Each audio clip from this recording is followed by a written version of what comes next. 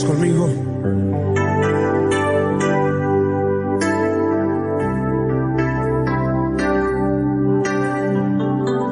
Temprano yo te buscaré, de madrugada yo me acercaré a ti. Mi alma te anhela y tiene sed. Para ver tu gloria y tu poder. Mi socorro has sido tú. Y en la sombra de tus alas yo me gozaré. Mi alma está pegada a ti, porque tu diestra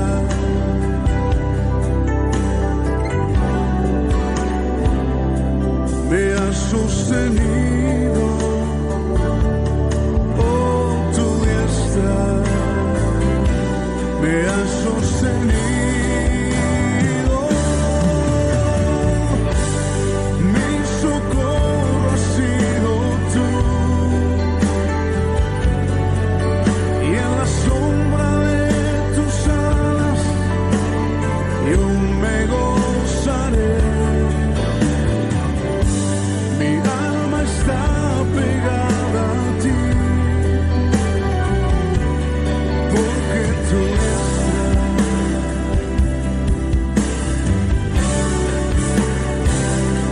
me ha sostenido. Oh, tu diestra me ha sostenido.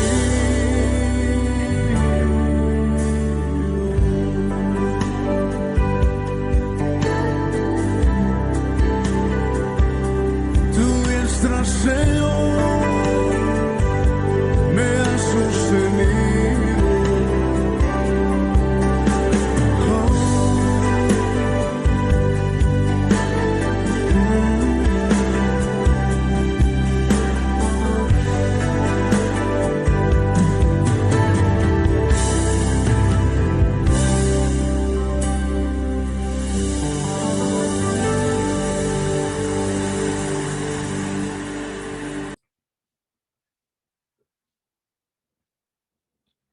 Estimados hermanos y hermanas, reciban un saludo de paz en el precioso nombre de Cristo Jesús. Para mí es una bendición tener la oportunidad una vez más de compartir el mensaje del Evangelio con ustedes. Cada miércoles desde hace ya varios meses hemos tenido la oportunidad de reflexionar sobre la carta del apóstol Pablo a los romanos. Y hoy vamos a reflexionar en un tema que tiene que ver con el capítulo 13 de la carta a los romanos, versos 1 al 7. En el capítulo 12 estamos o dimos inicio al estudio de una parte muy práctica. Realmente todos los capítulos anteriores de la carta a los romanos tenían que ver con una enseñanza doctrinal, con conceptos, con un conocimiento que es necesario que un creyente, que nosotros como creyentes podamos tener. A partir del capítulo 12, lo que vamos o lo que estamos viendo es cómo poner en práctica ese conocimiento, ¿sí? Cómo poner en práctica ese conocimiento en nuestra relación con Dios, en la relación con nuestros hermanos dentro de la iglesia, con nuestra familia, con nuestros enemigos. Y ahora en el capítulo 13 vamos a revisar cómo poner en práctica el conocimiento que tenemos de Dios y de nuestro Señor Jesucristo, cómo ponerlo en práctica en nuestra relación con el gobierno. Por eso, hermanos, ya al iniciar a compartir la pantalla, el tema de de esta tarde se titula Dios, el gobierno y yo. Bien, allí tenemos nuestra presentación, Dios, el gobierno y yo. La carta de Pablo a los romanos en el capítulo 13, versos 1 al 7 dice lo siguiente: sométase toda persona a las autoridades superiores, porque no hay autoridad sino de parte de Dios, y las que hay por Dios han sido establecidas. De modo que quien se opone a la autoridad, a lo establecido por Dios resiste, y los que resisten acarrean condenación para sí mismos. Porque los magistrados no están para infundir temor al que hace el bien, sino al malo. ¿Quieres, pues, no temer a la autoridad?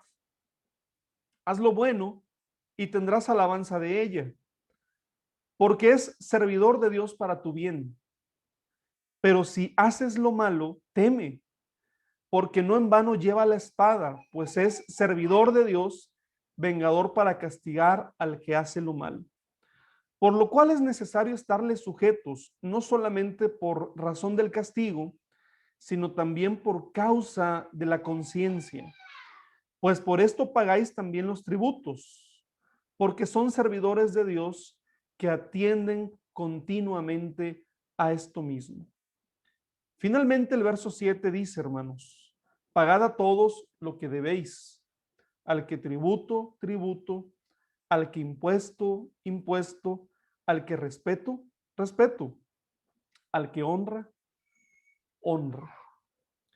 Con esta lectura, mis hermanos, vamos a dar inicio a este estudio y quiero iniciar diciendo que la forma como nos relacionamos con el gobierno es una indicación, hermanos, de cuál es nuestro compromiso con el Señor Jesucristo.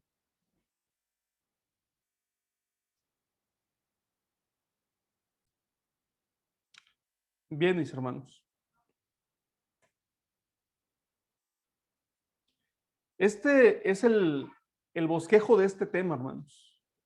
Los puntos principales que vamos a ver en la palabra de Dios tienen que ver, primero, con cuál es la naturaleza del gobierno. Dos, los propósitos del gobierno. Y tercero, o número tres, nuestra responsabilidad y relación con el gobierno. Vamos a iniciar, mis hermanos, con el primer punto, basados en el capítulo 13 de Romanos, pero también apoyados con algunos otros textos de la palabra de Dios, hermanos, que vamos a ir revisando. Respecto a la naturaleza del gobierno, hermanos, lo primero que podemos decir es que el gobierno civil es parte del propósito de Dios en el mundo, como lo dicen los primeros dos versos de Romanos 13. Los leeré nuevamente. Sométase toda persona a las autoridades superiores, porque no hay autoridad sino de parte de Dios, y las que hay por Dios han sido establecidas, de modo que quien se opone a la autoridad, a lo establecido por Dios, resiste, y los que resisten acarrean condenación para sí mismos. ¿Quién escribe esto? Sabemos que fue el apóstol Pablo. El gobierno que dominaba el mundo en la época del apóstol Pablo y prácticamente en toda la época del Nuevo Testamento era el Imperio Romano. El Imperio Romano no era una perita en dulce, hermanos, era un gobierno pagano. Con el paso del tiempo, los cristianos empezaron a tener dificultades con este Imperio Romano. Y es importante mencionarlo, hermanos, porque el apóstol Pablo, a pesar de que ellos están viviendo bajo el gobierno del brutal Imperio Romano, él menciona que estas autoridades civiles o superiores o este gobierno es un gobierno que tiene que ver con el propósito de Dios, hermanos. Él dice, las autoridades han sido establecidas por Dios. Quien resiste a las autoridades, resiste a nuestro Dios, hermanos. Ajá. Entonces, este es el primer punto, hermanos. El gobierno civil es parte del propósito de Dios en el mundo. Quiero mencionar que la Biblia menciona 3 instituciones que Dios estableció para bendición del mundo. La primera institución que Dios estableció fue la familia, hermanos.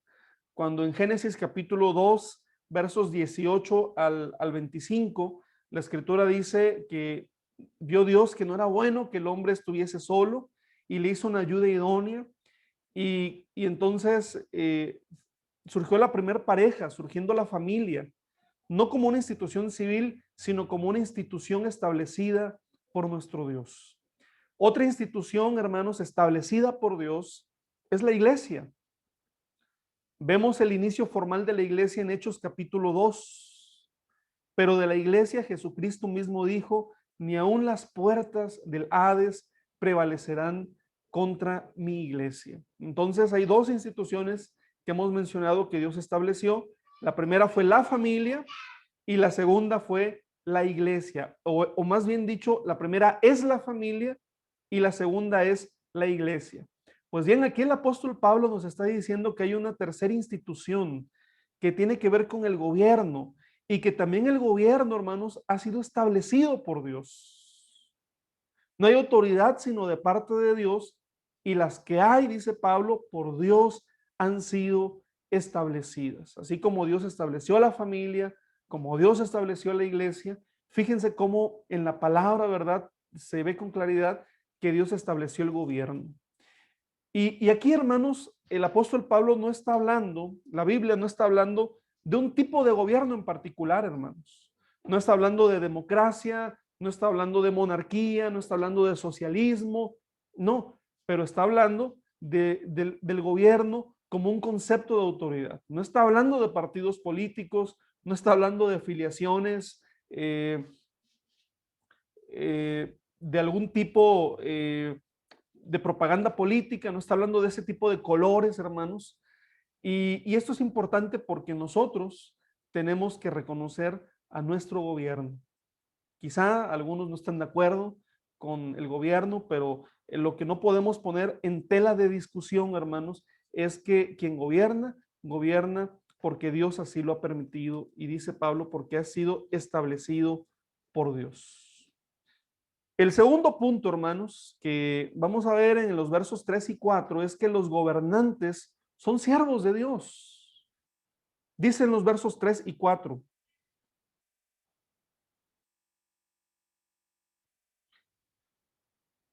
Porque los magistrados no están para infundir temor al que hace el bien, sino al malo. ¿Quieres, pues, no temer la autoridad?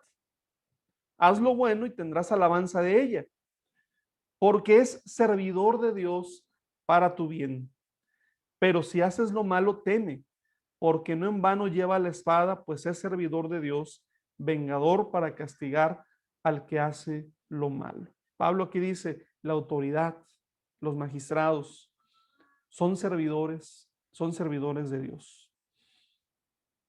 Un tercer punto, hermanos, que debemos de recordar y para ello voy a utilizar una cita bíblica que se encuentra en el libro de Daniel, hermanos, capítulo 10. Daniel capítulo 10, verso 44 es...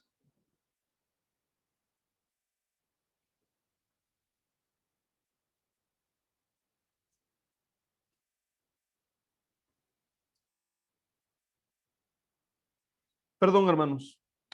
Vamos a buscar otra cita bíblica.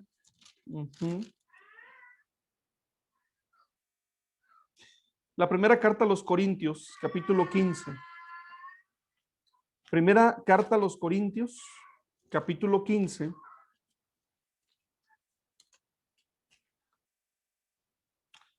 Versículo 24, hermanos, por favor.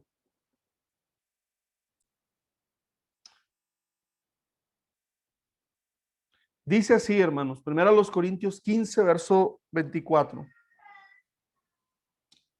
Luego el fin, cuando entregue el reino al Dios y Padre, cuando haya suprimido todo dominio, toda autoridad y potencia.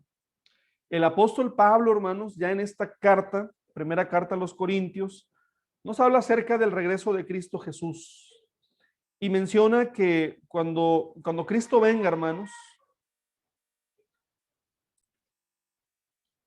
cuando el Señor regrese, hermanos, dice que referente a la autoridad y a la potencia, se suprimirán todo dominio, toda autoridad, toda potencia, y refiriéndose con esto a los gobiernos de la tierra.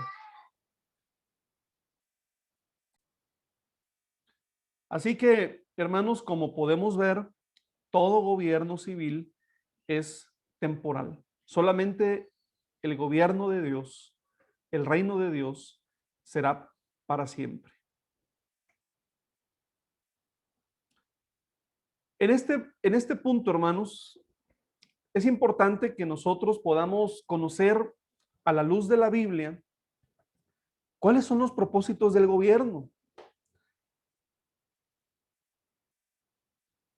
Si es cierto que el gobierno es una institución dada por Dios, seguramente Dios lo hizo con propósitos en mente, hermanos. Y fíjense que en la palabra de Dios, hermanos, encontramos descripciones muy claras de cuáles son los propósitos del Señor para el gobierno. Vamos a ver primero en Génesis capítulo 9, versículo 6, este primer punto que se refiere a que un propósito, el primer propósito del gobierno es proteger la vida humana, hermanos. Génesis 9, verso 6 dice lo siguiente: el que derramare sangre de hombre, por el hombre su sangre será derramada, porque imagen de Dios es hecho el hombre. Deuteronomio capítulo 17, hermanos. Capítulo 17 de Deuteronomio, versos 2 al 7, dice: cuando se hallare en medio de ti, en alguna de tus ciudades, que Jehová tu Dios te da, hombre o mujer que haya hecho mal ante los ojos de Jehová tu Dios, traspasando su pacto, que hubiere ido y servido a dioses ajenos y se hubiese inclinado a ellos, ya sea al sol o a la luna o a todo el ejército del cielo, lo cual yo he prohibido, y te fuere dado aviso, y después que oyeres y hubieres indagado bien, la cosa pareciere de verdad cierta, que tal abominación ha sido hecha en Israel, entonces sacarás a tus puertas al hombre o a la mujer que hubiera hecho esta mala cosa, sea hombre o mujer, y los apedrearás y así morirán. Por dicho de 2 o de 3 testigos morirá el que hubiere de morir, no morirá por el dicho de un solo testigo. La mano de los testigos caerá primero sobre él para matarlo, y después la mano de todo el pueblo, así quitarás el mal de en medio de ti. Luego el capítulo 19, hermanos, del mismo libro de Deuteronomio, versos 11 al 13. Pero si hubiera alguno que aborreciera a su prójimo y lo acechare y se levantare contra él y lo hiriere de muerte y muriere, si huyere alguna de estas ciudades, entonces los ancianos de su ciudad enviarán y lo sacarán de allí y lo entregarán en mano del vengador de la sangre para que muera. No te compadecerás y quitarás de Israel la sangre inocente y te irá bien. Esto que acabo de leer, hermanos, tiene que ver con esta ley del talión, hermanos, cuyo propósito finalmente también era preservar la vida en aquellos tiempos. Es decir, era una forma de regular la venganza. Era una forma de regular el derramamiento de sangre, hermanos. Quien pecaba, esa persona moría. Solamente esa persona. Y esto era regulado por la ley, hermanos, que los gobernantes, los ancianos, los jueces, las personas que gobernaban las ciudades, ellos estaban a cargo de hacer valer este derecho. Otro punto, hermanos, es proteger lo que hoy nosotros conocemos como derechos humanos eh, y los derechos de propiedad. Un derecho humano, hermanos, es el derecho a la vida, primeramente. Y veamos lo que dice Éxodo capítulo 20, versos 14 al 17.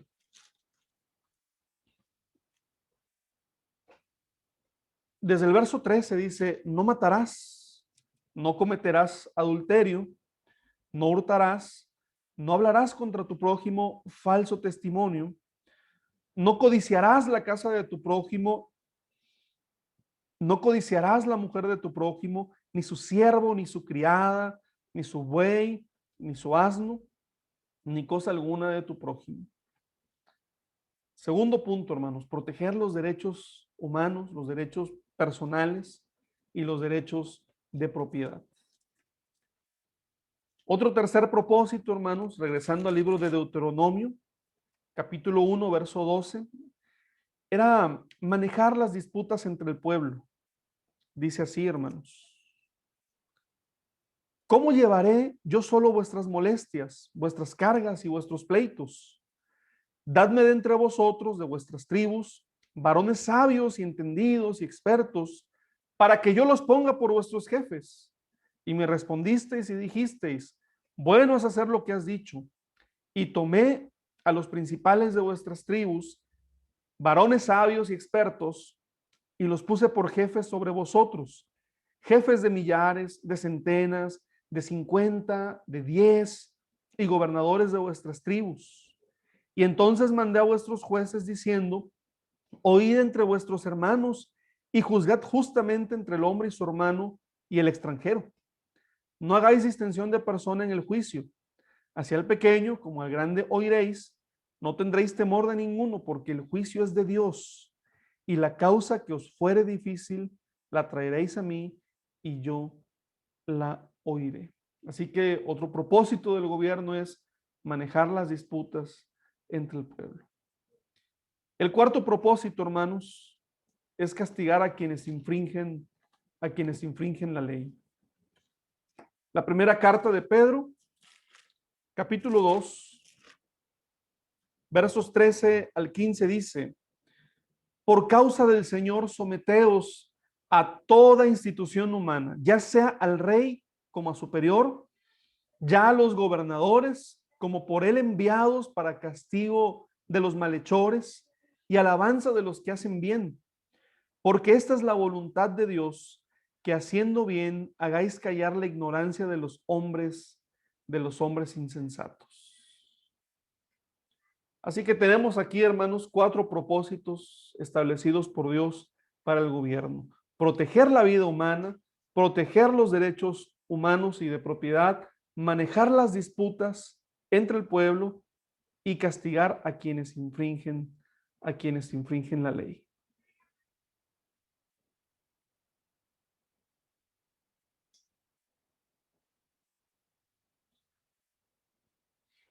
En la parte práctica, hermanos, ¿cuál es nuestra responsabilidad con el gobierno?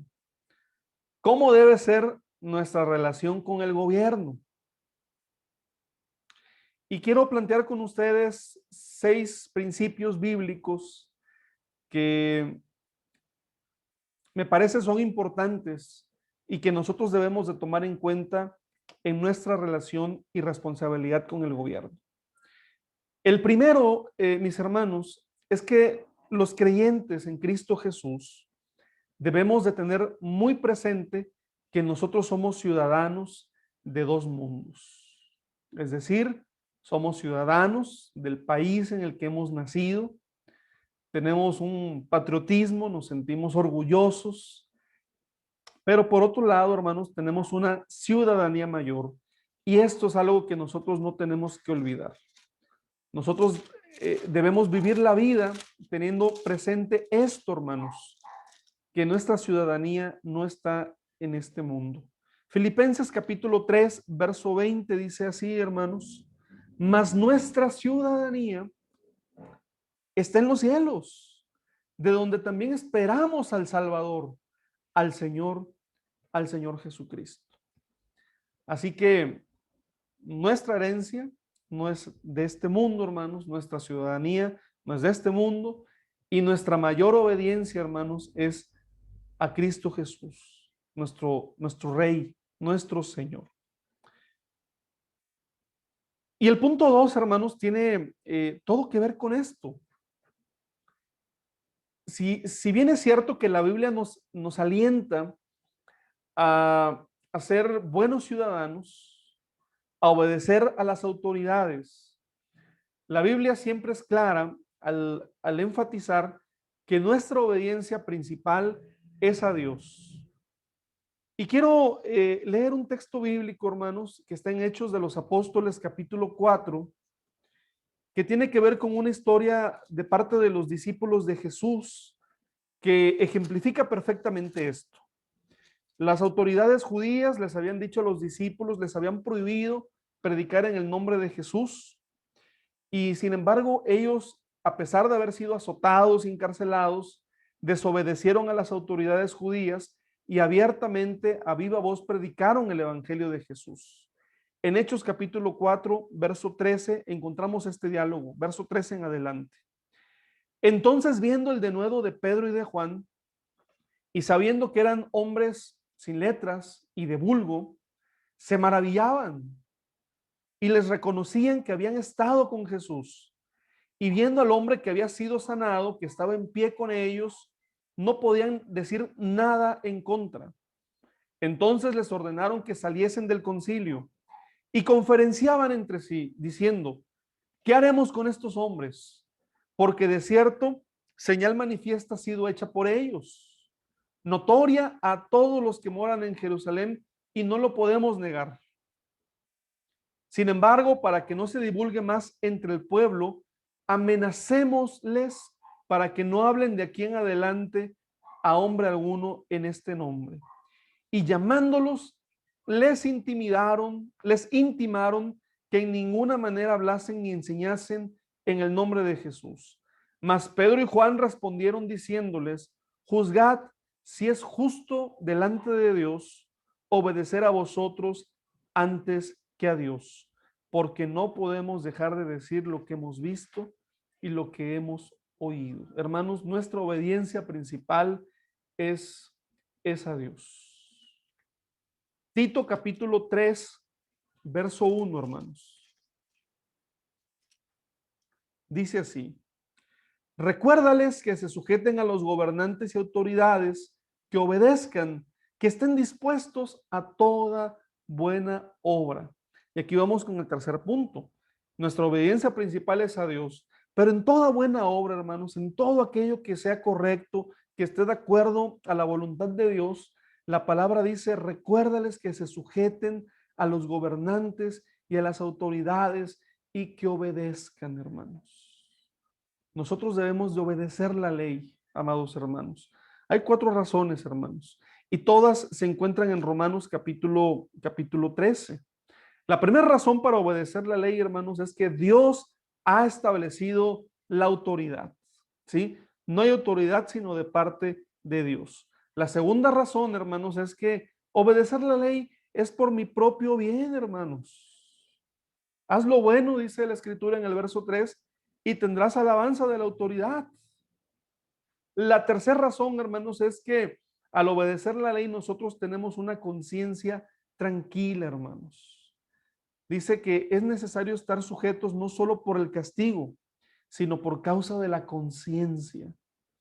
Y, hermanos, para mantener un buen testimonio, debemos obedecer la ley. La palabra, mis hermanos, nos menciona que nosotros debemos de orar por los servidores públicos. La primera carta a Timoteo capítulo 2, verso 1 al verso 3 dice: exhorto ante todo a que se hagan rogativas, oraciones, peticiones y acciones de gracias por todos los hombres, por los reyes y por todos los que están en eminencia, para que vivamos quieta y reposadamente en toda piedad y honestidad, porque esto es bueno y agradable delante de Dios nuestro Salvador. Tenemos que orar por todos aquellos que están en eminencia, por nuestro presidente, por nuestro gobernador, por nuestro alcalde, por todos aquellos que son servidores públicos. Hermanos, el quinto punto es que nosotros debemos de pagar los impuestos requeridos por el gobierno. En Romanos capítulo 13, versos 6 y 7 dice: por esto pagáis también los tributos, porque son servidores de Dios que atienden continuamente esto mismo. Pagad a todos lo que debéis, al que tributo, tributo, al que impuesto, impuesto, al que respeto, respeto, al que honra, honra. Debemos de pagar los impuestos requeridos por el gobierno. En alguna ocasión, los judíos, los fariseos quisieron hacer trastabillar al Señor Jesús y le preguntaron que si era lícito pagar los impuestos al César. Jesús pidió una moneda. Cuando se la dan, le pregunta de quién es esta inscripción que está aquí, le dijeron es del César. Y Jesús dijo, dad al César lo que es del César. Y Pablo está diciendo lo mismo, hermanos. A Dios le vamos a dar honra, hermanos. A nuestro Dios le vamos a dar nuestro respeto, nuestra honra, nuestra devoción. Y al gobierno le vamos a dar nuestro tributo, hermanos. El Señor está de acuerdo con esto. Por último, hermanos, y como un principio, quiero decirles que la responsabilidad que nosotros tenemos es la de ser una buena influencia en nuestro país y en nuestra ciudad. Mateo capítulo 5, versos 13 al 16 dice: vosotros sois la sal de la tierra, pero si la sal se desvaneciere, ¿con qué será salada? No sirve más para nada, sino para ser echada fuera y hollada por los hombres. Vosotros sois la luz del mundo. Una ciudad asentada sobre un monte no se puede esconder, ni se enciende una luz y se pone debajo de un almud, sino sobre el candelero. Y alumbra a todos los que están en casa. Así también alumbre vuestra luz delante de los hombres, para que vean vuestras buenas obras y glorifiquen a vuestro Padre que está en los cielos. Seamos luz, hermanos. Seamos sal. Seamos una buena influencia en nuestra colonia, en nuestra calle, en nuestro país y en nuestra ciudad. Amados hermanos, que nuestro Dios les bendiga y paz a vosotros.